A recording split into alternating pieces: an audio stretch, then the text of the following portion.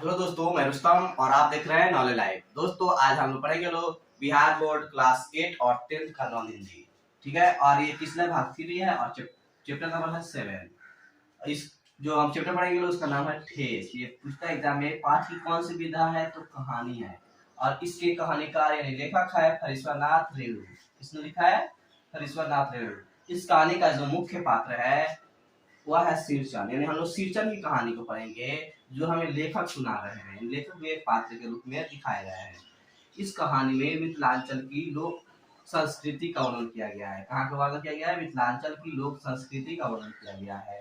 ठीक है, इस कहानी के कुछ और पात्र है जैसे पंचानन चौधरी, बरजू महाजन, मानू दीदी, चाची, मछली भाभी और लेखक की माँ। ये सारे लोग इस कहानी के मुख्य पात्र है। दोस्तों, अब हम लोग कहानी शुरू करते हैं। पेज नंबर है 27।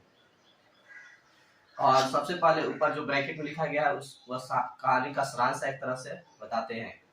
लोकमान के मर्मक कलाकार हरीश्वरनाथ रेणु की ठेस कहानी में मिथिलांचल की लोक संस्कृति का प्रभावी वर्णन है। बिहार के जो मिथिलांचल क्षेत्र है वहाँ का वर्णन है।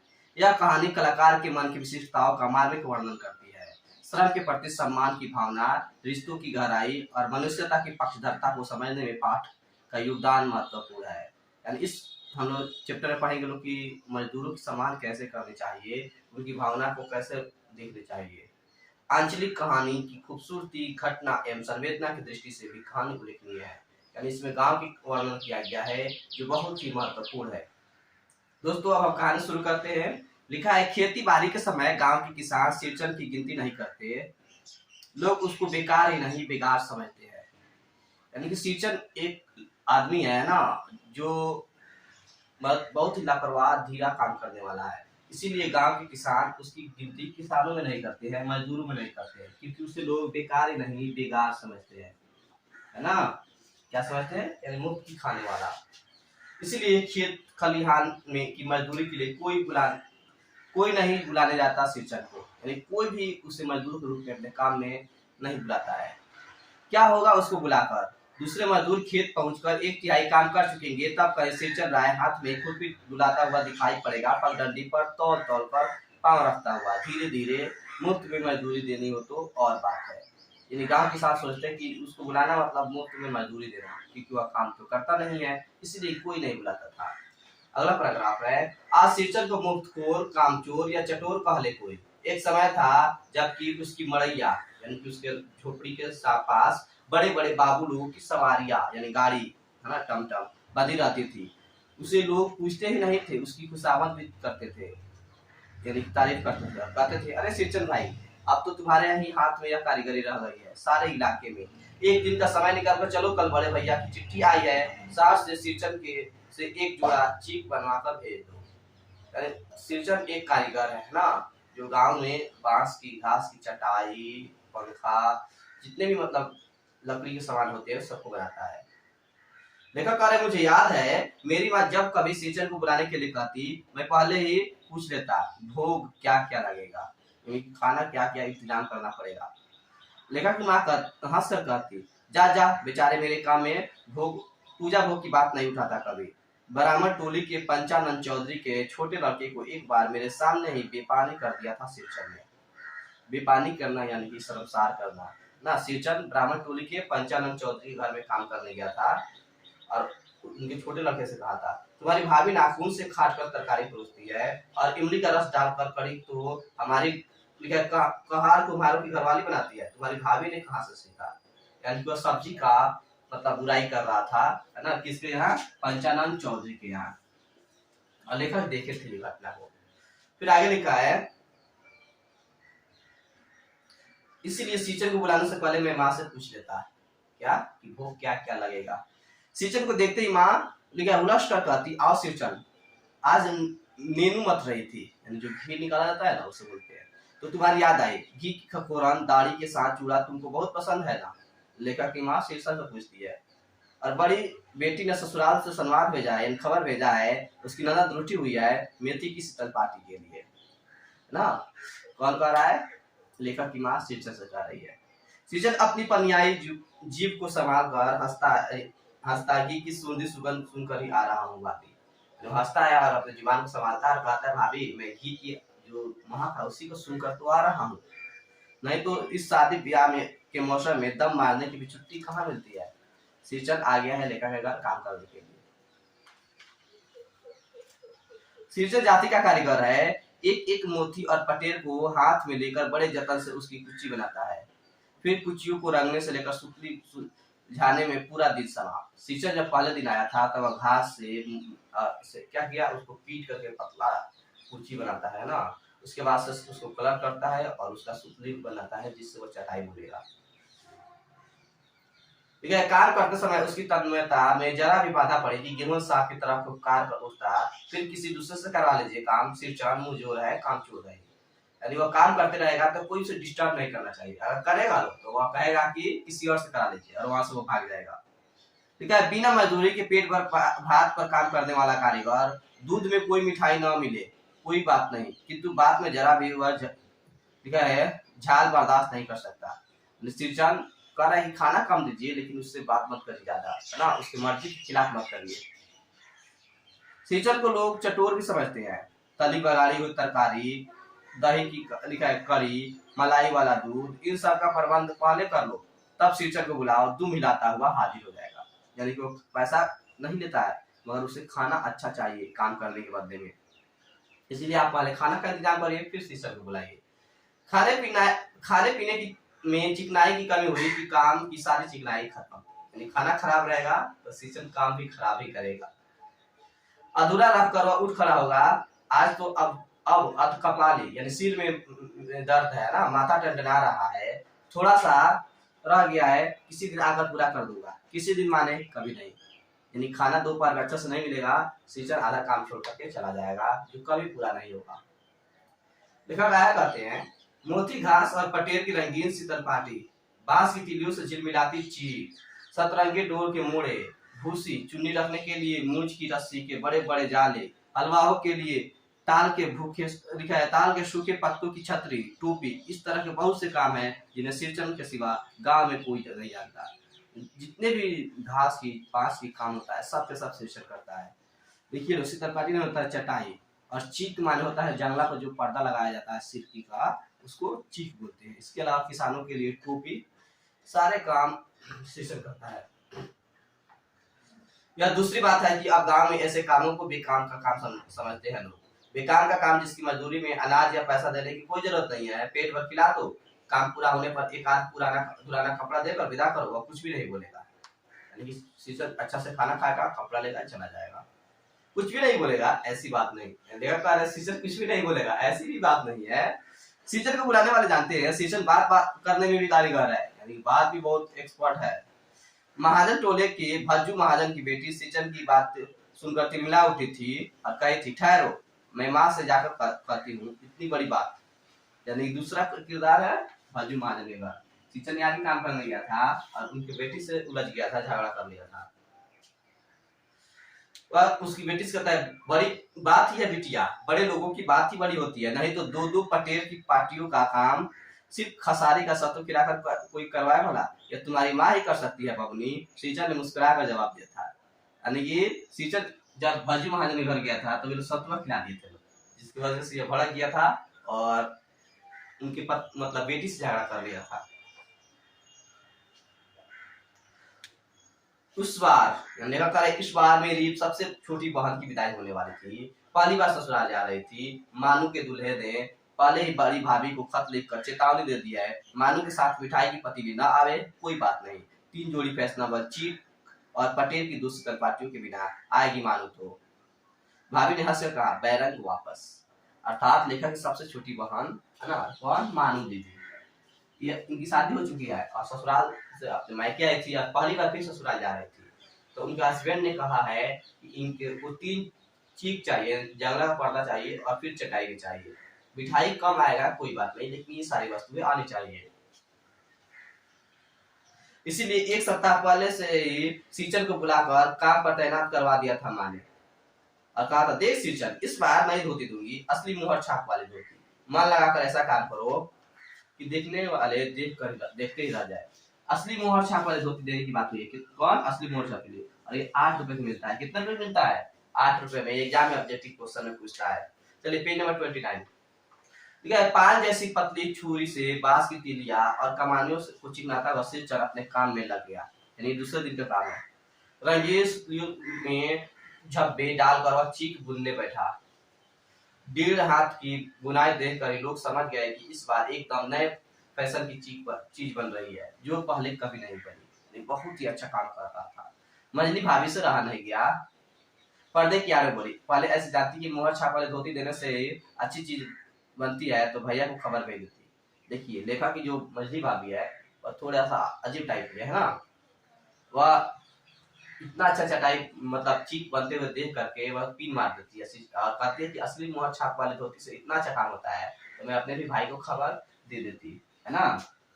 इनकी बात हो रही है। ये कान सिंचन के कान में पड़ जाता है ना। यह कान में व्यस्त सिंचन के कान में बात पड़ गई। बोला, मोहर छाप वाली धोती के साथ रेशम कुर्ता देने पर भी ऐसी चीज नहीं बनती बहुरिया। उनकी जवाब दे रहा है। मानो दीदी काकी की सबसे छोटी बेटी है, मानो दीदी का दूल्हा अफसर आदमी है। मछली भाभी का मुंह लटक गया, यानी वो बेचारी गुस्सा हो गई।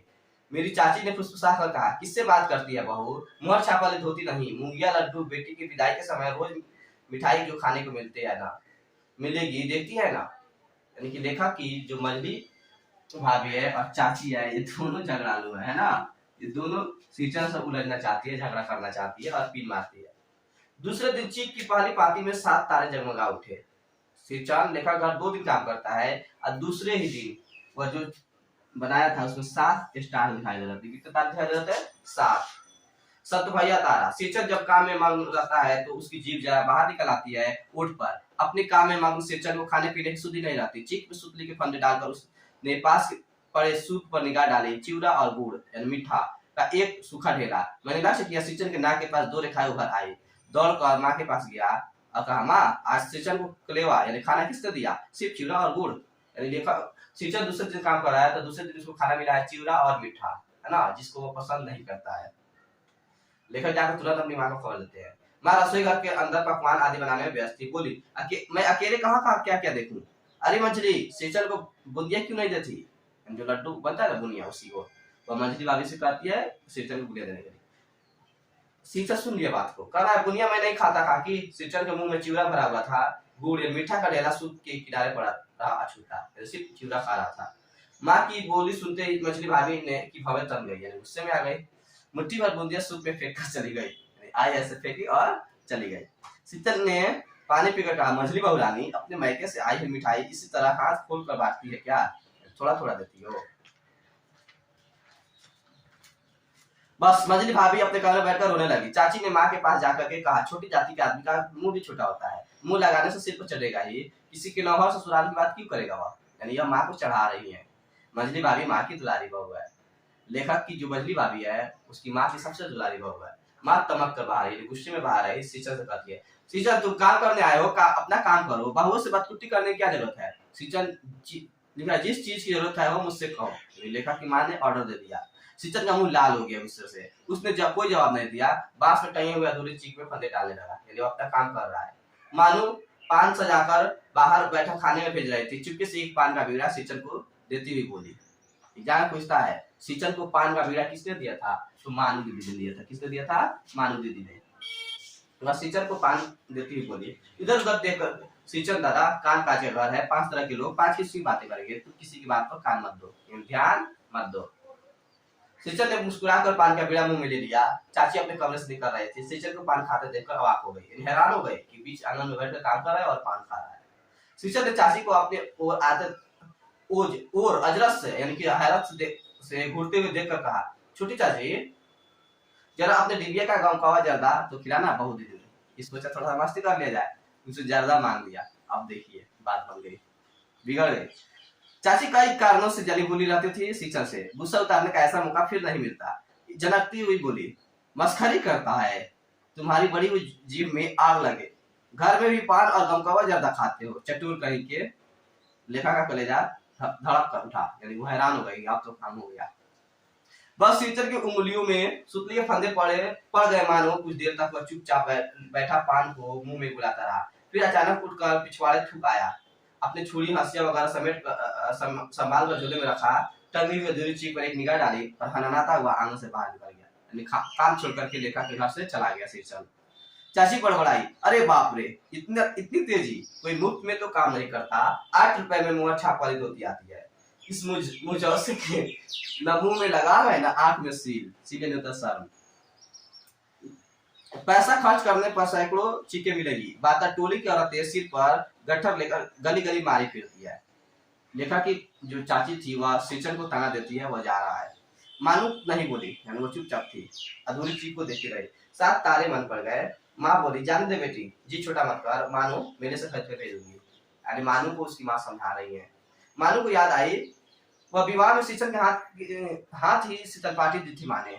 ससुराल वालों ने यानी कितनी बार खोल खोल कर दिखाया था पटना और कलकत्ता के मेहमानों को।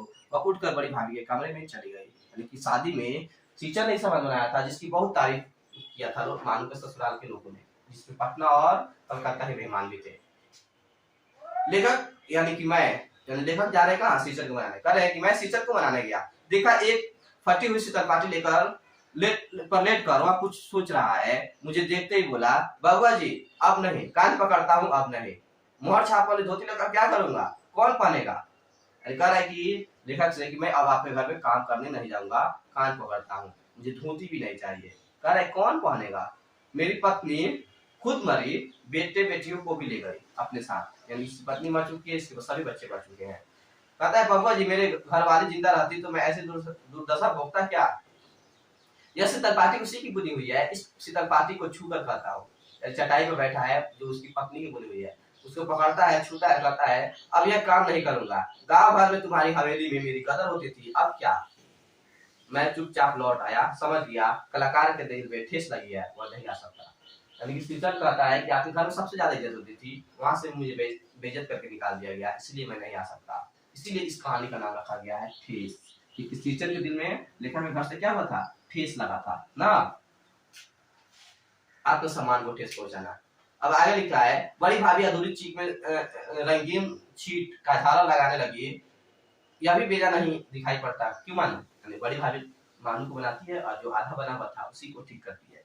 मानू को ससुराल पहुंचाने मैं ही जा रहा था, स्टेशन पर सामान मिलाते समय देखा मानू बड़े जतन से अधूरी चीख को मोड़ कर ली जा रही है अपने साथ।